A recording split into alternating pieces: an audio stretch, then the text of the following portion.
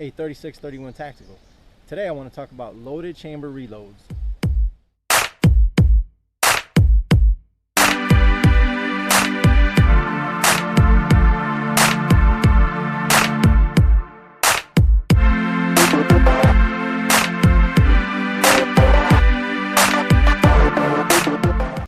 A loaded chamber reload is where your gun is already loaded and you're going to basically reload it. You're usually topping the gun off.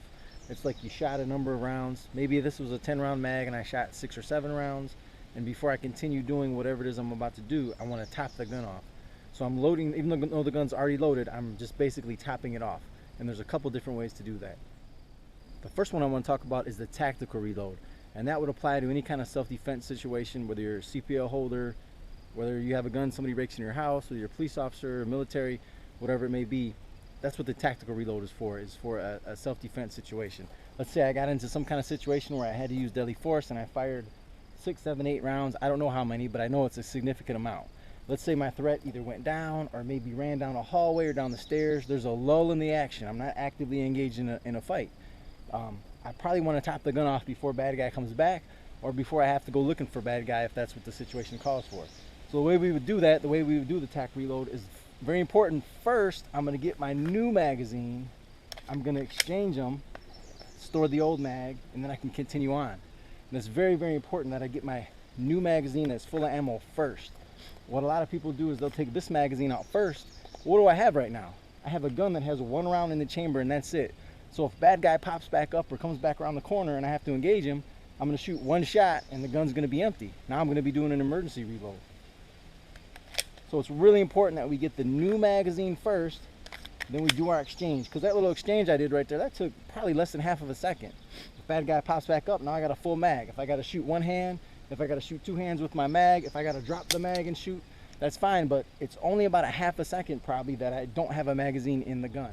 A good way to practice your tac reloads is just to get in. I have ammo in here right now because I'm on the range and it's safe to do so. But obviously do this dry with no ammunition in your magazines. And just practice doing the exchange. Just do this.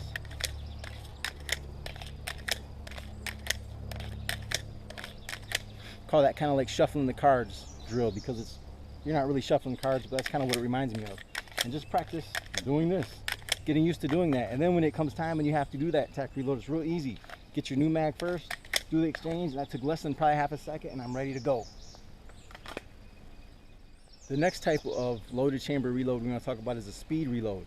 And speed reloads are usually done in the competition setting. A lot of the USPSA guys do them. That's when, again, you've shot a significant amount of rounds, but your gun isn't empty yet. And for whatever reason, you decide, hey, I'm going to need this gun topped off before I go and shoot this next array of targets, or before I do whatever it is you're going to do. And speed reload would be this. You're getting your new mag, you drop the old mag, new mag comes in. You don't worry about that mag that you just dropped, and you continue on. The gun's topped off, and I can continue doing whatever it is I was doing. The issue with that for self-defense is you just dropped a magazine that has rounds in it. And if this is a really bad day, obviously it's a bad day, if I just got into shooting with somebody, I might need every bullet I can get. I've known a lot of people that have been in shootings. I've been in a few myself, and nobody that I know has ever said, you know what, I got into shooting the other day, but I just wish I would have had less bullets. You might need these, so it's a good idea to retain them. So speed reload is great for competition, not the best thing for self-defense purposes. The last one we want to talk about is the reload with retention. And anybody that shot an IDPA match probably knows what a reload with retention is. And that's when, same premise behind it, you're topping the gun off before you continue with the next array of targets if you're shooting competitively, or if you're going to go after a bad guy, or if you think bad guy is going to continue to come after you and you need to top the gun off again. There's that lull in the action. The ideal is you remove your magazine, stow it, get your new mag, put it in, and then you're ready to go. But the problem with that is that I have with that is the same thing. If I take this magazine out first, how long is it that I don't have a mag in the gun? How long is it that I only have 1 bullet in the chamber and that's it? That's that much more time that bad guy could pop back up, come back around that corner, whatever happens. But that's going to be some time for me to take the mag out, stow it, get my new mag, and then insert it. It's going to take a while.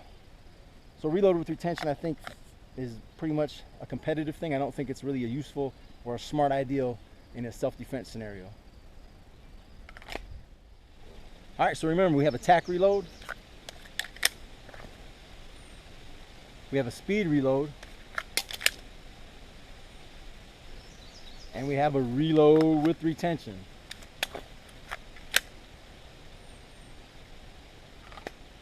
Hey, try these out, see which one works best for your purposes. And remember, if you like videos like this, check us out at 3631 Tactical on YouTube. And if you're looking for a good Michigan CPL class, check us out at 3631tactical.com. Thanks for watching.